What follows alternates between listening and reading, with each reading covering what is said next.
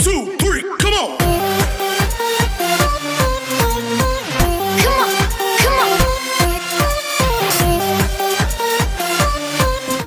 जय हिंद दोस्तों, कैसे हैं आप। आज हम देखेंगे इलस्ट्रेशन नंबर 8 जिसके अंदर partners capital account, partners capital के बाद बैलेंस शीट और एक रिवोल्यूशन अकाउंट के बारे में हम देखेंगे। ठीक है, इस क्वेश्चन के अंदर ये है कि जो पार्टनर रिटायर होकर के जाता है उसका सारा एडजस्टमेंट होने के बाद उसके अमाउंट जो बचा हो उसको लोन अकाउंट में कैसे ट्रांसफर करेंगे, जो हम पार्टनर्स कैपिटल अकाउंट के अंदर देखेंगे। ठीक है, तो क्वेश्चन ये रहा हमारे सामने कि ABC साझेदार है। कितने पार्टनर हैं? 3 पार्टनर हैं। और किस रेशियो में पार्टनर है? 2:3:1 में। कितने पार्टनर हैं? 3, ABC, और इनका रेशियो क्या है? 2:3:1। फिर उसके बाद इन्होंने बता रखा है their balance sheet on 31 March 2017 was as follow, और उनकी बैलेंस शीट इस तरह से है। देखो क्या क्या दे रखा है बैलेंस शीट में। कैश है, सन्ड्री डेटर है, स्टॉक है, फर्नीचर है, प्लांट एंड मशीनरी है, बिल्डिंग है। यहाँ तक तो कोई दिक्कत नहीं है, ये तो सारे रिवोल्यूशन के पार्ट में आ सकते हैं। फिर उसके बाद देखो गुडविल और P&L। गुडविल का क्या करते हैं, हम इसको ऑफ करते हैं पार्टनर्स में, डेबिट साइड में ट्रांसफर करके कैपिटल में, और P&L को भी क्या करेंगे, डेबिट साइड में ट्रांसफर करके क्लोज कर देंगे। ये लॉस है या प्रॉफिट है? P&L जो असेट साइड में दिखा रखा है P&L, ये प्रॉफिट है या लॉस है? लॉस है। फिर आ जाओ तो इधर लाइबिलिटी साइड में सन्ड्री क्रेडिटर का बैलेंस है, फिर provision for bad and doubtful debts है, फिर उसके बाद बैंक लोन दे रखा है, जनरल रिजर्व है, कैपिटल है। तो देखो जनरल रिजर्व भी किसका पार्ट है? पार्टनर्स कैपिटल के अंदर डिस्ट्रीब्यूट हो जाएगा, कैपिटल भी कैपिटल के अंदर डिस्ट्रीब्यूट हो जाएगी। और इस केस के अंदर आपको कोई चेंजेस नहीं करना है। कहने का मतलब ये रिवोल्यूशन नहीं होता है, ये रिवोल्यूशन में ट्रांसफर नहीं होगा और नहीं पार्टनर्स कैपिटल के अंदर ट्रांसफर होता है। ठीक है, अब एडजस्टमेंट क्या क्या है वो भी देख लेते हैं। देखो बी को उपरोक्त तिथि को अवकाश ग्रहण करता है। ठीक है, बी कौन सी डेट को? 31 मार्च को अवकाश ग्रहण करने का मतलब रिटायर हो रहा है। ठीक है, अब क्या बताया कि कुछ शर्तें हैं। क्या क्या शर्तें दे रखी है? फर्स्ट कंडीशन है the goodwill do the firm is to be valued at ₹24,000। Goodwill का वैल्यूएशन कितना किया गया है? 24,000। पहले कितना था? 10,000। अब बढ़ के कितना हो गया? 24,000 रुपये। तो जो पार्टनर फर्म छोड़ के जाएगा तो पहले तो 10,000 रुपये उसके अकाउंट में ट्रांसफर करके राइट ऑफ करेंगे, और फिर उसके बाद 24,000 रुपये से जो भी गुडविल इसका पार्ट आएगा वो पार्टिसिपेट करेगा उसमें। फिर next, furniture plant and machinery are to be depreciated by 10% and 5% respectively. एक पे 10% डेप्रिशिएशन लगाना है और दूसरे पे 5% डेप्रिशिएशन लगाना है। Next, provision for doubtful debts is to be increase to ₹1,500। यानी कि प्रोविजन फॉर डाउटफुल डेब्ट्स जो आपके पहले कितने का है? 1,000 रुपये का है। बैलेंस शीट में कितने का है पहले? अब उसको बढ़ा करके कहाँ तक करना है? 1,500 रुपये तक का। इसका मतलब अपने को 500 रुपये का लॉस हो जाएगा। भाई प्रोविजन फॉर डाउटफुल डेब्ट्स कितने का हो जाएगा? 1000 से 1,500 हो जाएगा, तो 500 रुपये का लॉस हो जाएगा। फिर उसके बाद fourth adjustment, stock and building are to be appreciated 20% and 10% respectively. Stock और बिल्डिंग को बढ़ाना है 20% और 10% से। एप्रिशिएटेड करना है मतलब बढ़ाना है। Next fifth adjustment, that out of the amount of insurance premium which was debited annually to P&L account. क्या किया था? जो इंश्योरेंस प्रीमियम था उसको क्या किया है कि P&L अकाउंट से एनुअली के हिसाब से चार्ज कर लिया।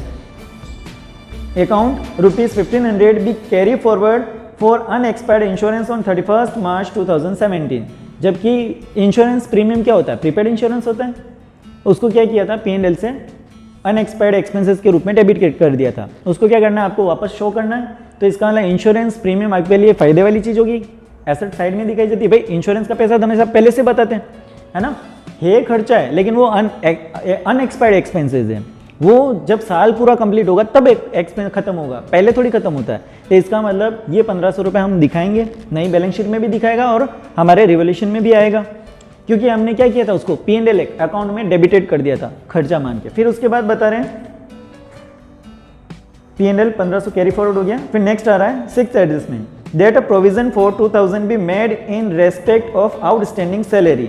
और 2,000 रुपये का आपको प्रोविजन बना के रखना आउटस्टैंडिंग सैलरी के रूप में। ये एक्सपेंसेस है।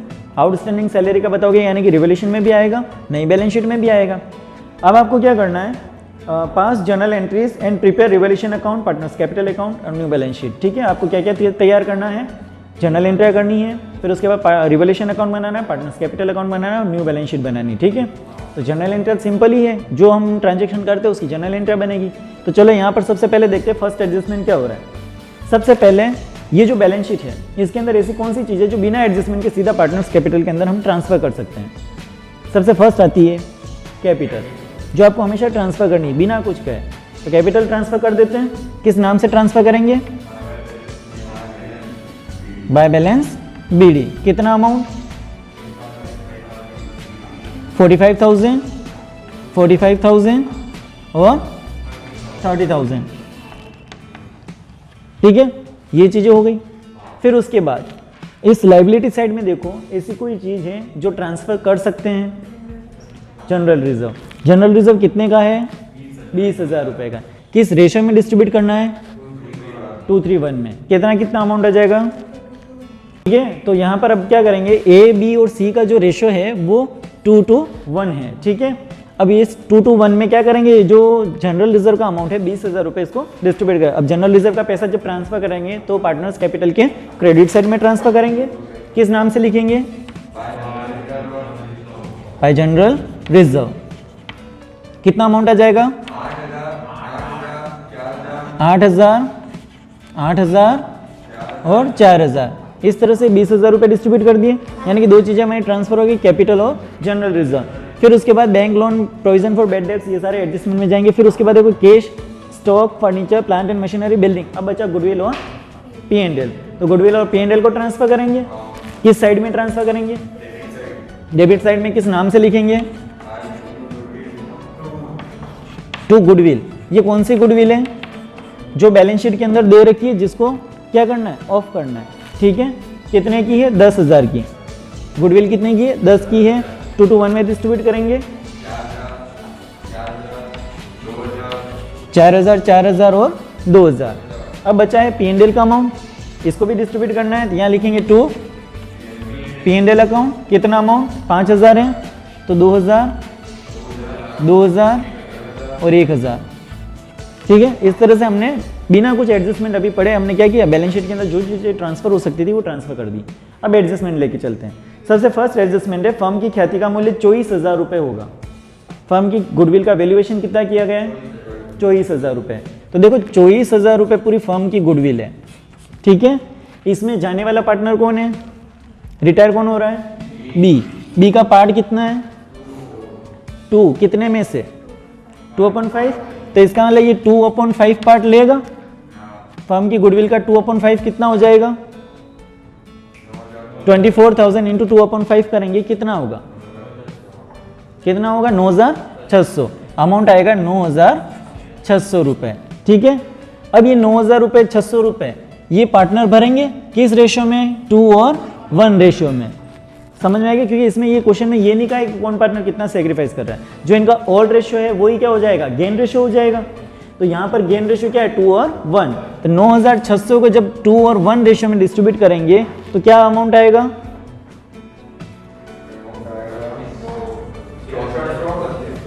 6,400 और 3,200। ठीक है, तो अब ये क्या करना है? 9,600 रुपये बी के अकाउंट में ट्रांसफर करने हैं। बी को पैसे मिलेंगे, लेकिन ये कोई एक जना देगा, दोनों देंगे? दोनों देंगे। तो दोनों देंगे तो जो अमाउंट आ रहा है टुकड़ों वाला, वो अमाउंट हम लिखेंगे यहाँ पर।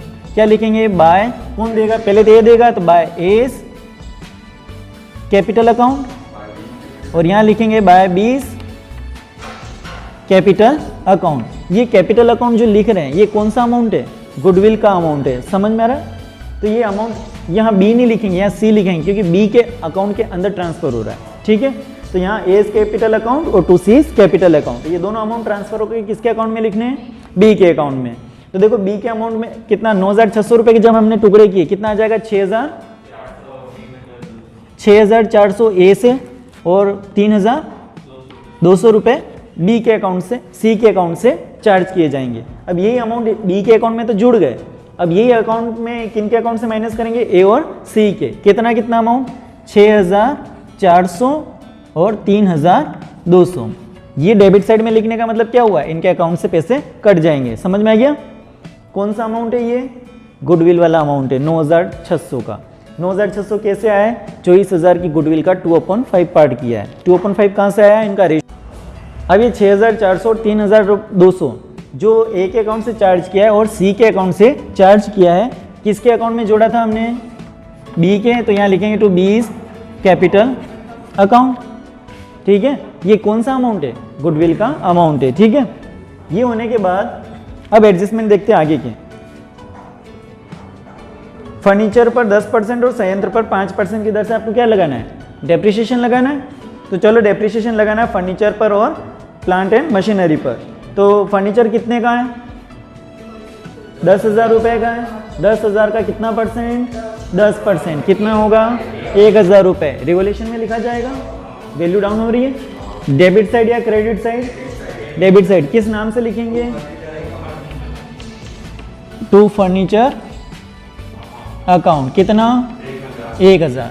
प्लांट एंड मशीनरी पर कितना 5%, 40,000 का 5% 2,000 रुपये। तो यहाँ लिखेंगे टू प्लांट एंड मशीनरी, कितने का अमाउंट 2,000, 40,000 का 5%, ठीक है।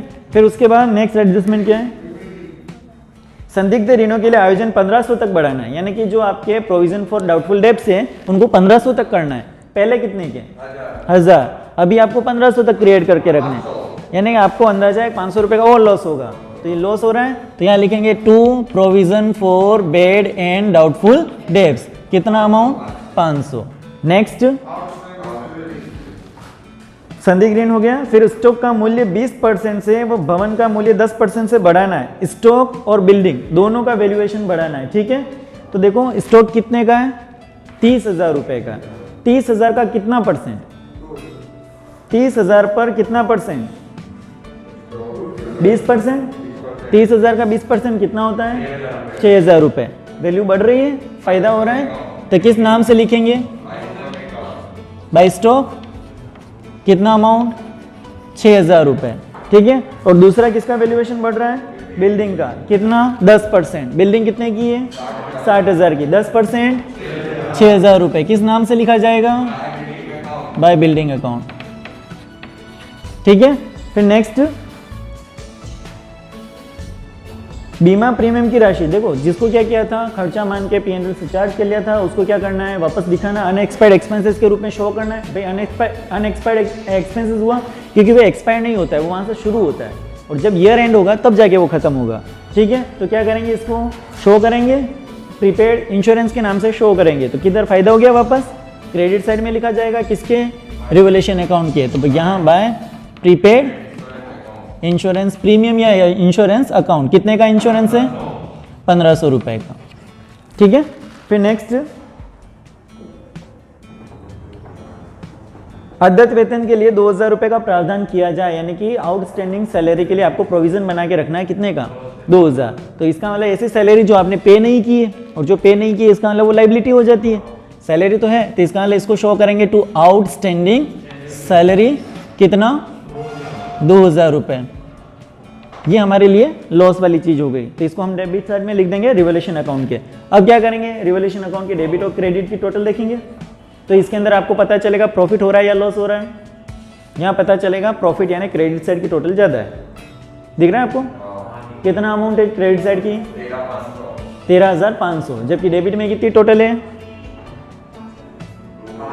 5,500। इनकम साइड ज़्यादा आ रही है, मतलब गेन साइड ज़्यादा है अपनी, तो यहाँ पहले टोटल लिख देते हैं कितनी 13,500, तो यहाँ पे भी आनी चाहिए 13,500। अब इस 13,500 में से माइनस कर देंगे 5,500, कितना अमाउंट बचेगा 8,000 रुपये, कितना बचेगा 8,000 रुपये। ये 8,000 रुपये क्या लिखेंगे, टू पार्टनर्स कैपिटल अकाउंट। समझ में आ गया, किसके अकाउंट में, तीनों के अकाउंट में, ABC के अकाउंट में। 8,000 को जब डिस्ट्रीब्यूट करेंगे 2:1 रेशियो में, तो क्या अमाउंट आएगा, एक पार्ट होगा 1,600, तो दो पार्ट हो जाएंगे 3,200 और 3,200, ठीक है। तो इस तरह से रिवोल्यूशन में प्रॉफिट हुआ, और ये प्रॉफिट ट्रांसफर कहाँ करेंगे, कैपिटल अकाउंट के अंदर। तो यहाँ लिखेंगे बाय रिवोल्यूशन अकाउंट। समझ में आया, क्या लिखेंगे, बाय रिवोल्यूशन अकाउंट। कितना अमाउंट 32 और 1,600, तो यहाँ लिखेंगे 3200 और 1,600। यहाँ तक समझ में आ गया, क्लियर है। चलो आगे का एडजस्टमेंट क्या है, जनरल एंट्री करनी है, रिवोल्यूशन अकाउंट बनाना है, पूंजी खाते बनाने हैं और फर्म का नया बैलेंस शीट बताना है, ठीक है। अब क्या करेंगे, अकाउंट क्लोज करेंगे। चलो अकाउंट को क्लोज करते हैं, ठीक है। अकाउंट को क्लोज करेंगे तो देखो यहाँ सी सबसे पहले सी का क्रेडिट बैलेंस कितना है? 35,600, यानी कि क्रेडिट साइड की टोटल आ रही है 35,600 और सी की डेबिट साइड में टोटल कितनी हो रही है? 2 3 3 6,200। कितना हो रहा है? 6,200। 6,200 को 35,600 में से जब माइनस करेंगे 29,400, तो कितना अमाउंट बचेगा? 29,400। तो यहाँ लिखा जाएगा to balance C D carry down 29,400। तो इस तरह से इसकी टोटल हो जाएगी 35,600। ठीक है, अब देखते हैं ए का। ए का बैलेंस देखो, क्रेडिट साइड में और डेबिट साइड में कौन सा ज़्यादा है? क्रेडिट साइड की टोटल ज़्यादा है। कितनी हो रही है क्रेडिट साइड की? 65,000, 45 और 3 48 और 8 56,200, यानी 56,200। तो 56,200 वापस डेबिट साइड में भी होनी चाहिए। ठीक है, अब यहाँ डेबिट साइड की टोटल हो कितनी रही है? 4 और 2 6 6 12,400। 12,400 को जब माइनस करेंगे 56,000 में से कितना बचे? 43,000। तो 43,800 यानी 43,800 रुपये बैलेंस बच जाएगा। और अब जो बी है उसका टोटल करेंगे, उसमें से ये टोटल माइनस करेंगे। अब देखो यहाँ देखो 45 और इन सब की टोटल जब हम करेंगे कितना बैलेंस होगा? 65,800 यानी 65,800। तो 65,800 इधर भी होना चाहिए। अब ये अमाउंट हम माइनस कर देंगे, कितना? 6,000 रुपये। 65,800 में से 6,000 माइनस करो, वेरी गुड, 59,800। तो कहाँ लिख दूँ ये बैलेंस? टू बैलेंस सीडी में लिख दूँ? नहीं, अगर टू बैलेंस सीडी में लिख देते हो तो इसका मतलब ये कहलाएगा कि पार्टनर रनिंग है, रिटायर नहीं हुआ है फर्म से। जिसका बैलेंस सीडी रहेगा वो फर्म के अंदर है और ये तो रिटायर हो रहा है। कौन सी डेट को? 31 मार्च को, यानी इसी डेट को जिस दिन हम ये P&L balance sheet, sorry revolution account, balance sheet और पार्टनर्स कैपिटल अकाउंट बनाते हैं। कौन सी डेट? 31 मार्च। तो उसी दिन इसका बैलेंस किसके अंदर ट्रांसफर कर दिया जाएगा?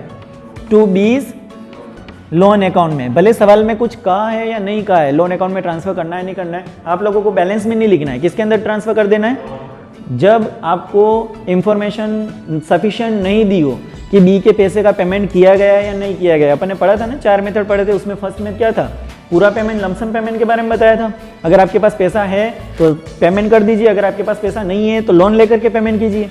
दूसरा, अगर इन्फॉर्मेशन क्लियर नहीं दे रखी है तो क्या करना है आपको? सीधा लोन अकाउंट में ट्रांसफर करना है। ऐसा नहीं कि अपन पेमेंट कर दे, अपने पास पैसा है और पेमेंट कर देंगे। अगर क्वेश्चन में कहा हो पेमेंट के बारे में तो ही आपको पेमेंट करना है, नहीं तो यहाँ टू कैश करके पेमेंट नहीं करना है। क्लियर है? अब तो ये अमाउंट कहाँ ट्रांसफर करना है? बी के लोन अकाउंट के अंदर। तो यहाँ टू बीस लोन अकाउंट, कितना अमाउंट? 59,800। 59,800 रुपए का लोन अकाउंट के अंदर ट्रांसफर कर दिया। क्लियर है? जब इंफॉर्मेशन पूरी नहीं दी। अब बनाते हैं नई बैलेंस शीट। बैलेंस शीट में आ जाते हैं। चलो बैलेंस शीट करते हैं। सबसे पहले कैश बैलेंस कितना है? कैश के अंदर कोई चेंजेस हुआ? नया पार्टनर तो आया नहीं, गुडविल का पैसा लाया और ना किसी पार्टनर ने पैसा विड्रॉ किया, ना पेमेंट किया हमने किसी चीज का। तो ये 15,000 के 15,000। अब देखो क्या दिख रहा है आपको? डेटर पहले 20,000 के थे, अभी भी 20,000 दिखा सकते हो, या फिर आप चाहो तो माइनस 1,500 करके इधर अमाउंट कम लिख सकते हैं, 18,500। तो अपन ऐसा करते हैं, पिछली बैलेंस शीट को ही फॉलो करते हैं। तो यहाँ सन्ड्री डेटर कितने के हैं? 20 के 20 ही दिखाते हैं। Next stock, very good. Stock देखो पहले था 30,000 का और 6,000 प्लस हुआ था, अब वैल्यूएशन कितना हो जाएगा? 36,000। नेक्स्ट स्टॉक के बाद फर्नीचर कितना था? 1,000 डेप्रिसिएशन लग गया, वैल्यू डाउन हो गई। अब फर्नीचर कितना आ जाएगा? फर्नीचर आ जाएगा 9,000। प्लांट एंड मशीनरी पहले 40,000 थी, अब क्या करेंगे? 2,000 माइनस करेंगे, कितना वैल्यू हो जाएगा? 38,000 डेप्रिसिएशन लग गया था। फिर बिल्डिंग 60,000, वैल्यू बढ़ गई, 6,000 रुपये बढ़े तो 66,000 यानी 66,000 रुपये वैल्यू हो जाएगी उसकी बड़ी। फिर उसके बाद देखो क्या दे रखा है? गुडविल और P&L ये दोनों पार्टनर्स अकाउंट में ट्रांसफर करके खत्म कर दिए। अब आ जाओ सन्ड्री क्रेडिटर साइड में, क्या लिखेंगे? Sundry creditor. इसके अंदर कोई चेंजेस नहीं है, इसलिए 35 के 35 लिखेंगे। अब उसके बाद क्या था, provision for bad and doubtful debts, पहले 1000 थे, एड न्यू प्रोविजन 500 रुपए का, कितने हो जाएंगे 1500 रुपए। तो यहाँ लिखेंगे provision for bad and doubtful debts, कितने हो जाएंगे 1500 रुपए। नेक्स्ट बैंक लोन, इसके अंदर कोई चेंजेस है क्या? बैंक लोन 14,000 के 14,000 ही रहेंगे। फिर उसके बाद जनरल रिजर्व डिस्ट्रीब्यूट कर दिया। फिर उसके बाद कैपिटल बची। अब रुको, कैपिटल ट्रांसफर करने से पहले हम देखते हैं ऐसी कोई चीज जो रिवोल्यूशन में आई है और पिछली बैलेंस शीट में नहीं है। देखो, स्टॉक भी था, बिल्डिंग भी था और प्रीपेड इंश्योरेंस। और प्रीपेड इंश्योरेंस फायदे वाली चीज है, इसलिए किधर ट्रांसफर करेंगे? असेट्स में ट्रांसफर करेंगे भाई, जिनका डेबिट बैलेंस होता है उनका असेट्स में ट्रांसफर करेंगे। यहाँ लिखेंगे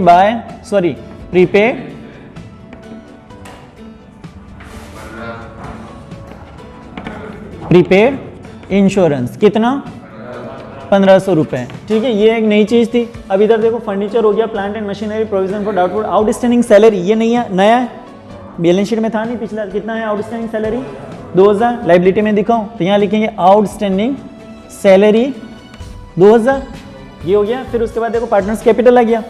अब क्या करना है, इस पार्टनर्स कैपिटल के अंदर एक नई चीज और आ रही है, इसका पेमेंट नहीं किया है ना हमने, तो पेमेंट करना बाकी है, इसलिए किधर दिखाएंगे? लाइबिलिटी साइड में। तो यहाँ किस नाम से दिखाएंगे? बीज लोन। कितना अमाउंट है? 59,800, 59,800। ठीक है, सारे एडजस्टमेंट हो गए। अब फाइनली क्या बचा? कैपिटल। अब कैपिटल को लिखना है कौन सा बैलेंस? इन दोनों का बैलेंस। तो यहाँ लिखेंगे पार्टनर्स कैपिटल अकाउंट, ए का और सी का कैपिटल। ए का कितना कैपिटल है? 43,800 और बी सी का कितना है? 29,400। कितना हो जाएगा बैलेंस? दोनों को ऐड करेंगे, कितना? 73,200 रुपये, 73,200 रुपये। और इस तरह से हमारी इस बैलेंस शीट की टोटल कितनी हो जाएगी? 1,85,500, 1,85,500। तो इस तरह से हमारी बैलेंस शीट कंप्लीट हुई। आ गया समझ में? Thank you.